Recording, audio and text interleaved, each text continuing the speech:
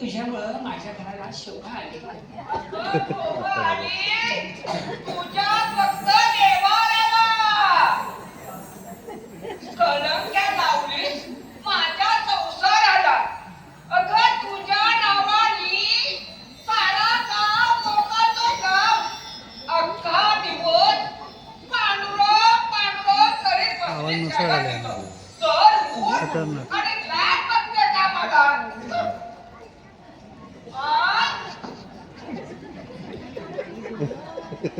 आता कुठल्या देण्याचं तुम्ही?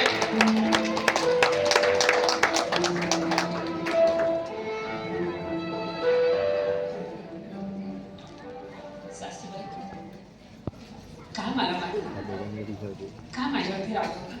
नाही तर तुझी काय मी देव पूजा करीत बसू. अगं तुझ्या पांडुरंगासकट घराचे भात फेकून देत भात. तू काय समजतेस मला?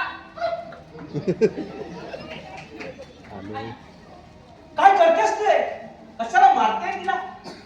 काय गुन्हा केलाय ना तुझा? शिरपती अरे परा, तुला लाज कशी नाही वाटत? मला विचार याला.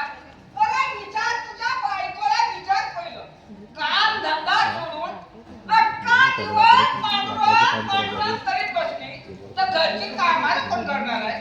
आई, तू काही बोलू नकोस. तुला सांगितलं काम कोणता बरं तिला केलं नाही. आणि मी म्हणतो तू असा तिला का छळ चाललाय आई? शिरपती अरे माझ्या लाडक्या पोरा, अरे तुझा बाप देखील असाच र पांडुरंग पांडुरंग करीत होता. आणि एक दिवशी बैरागी करून घरातून बाहेर पडून गेणारा पोरा आता कुठं भिक्षा मागित असत. हा कोणा ठाऊक पोरा कोणा ठाऊक. आई, तुझ्या राक्षसी स्वभावामुळे माझे वडील हे घरदार सोडून गेले आई. माझ्या मुले अरे माझेच कटकट झाले तुम्हाला सर्वांना. तसा तू पण पांडुरंग पांडुरंग करीत बस. तुझ्या या बायकोचं बघ म्हणजे झाला बाजूला.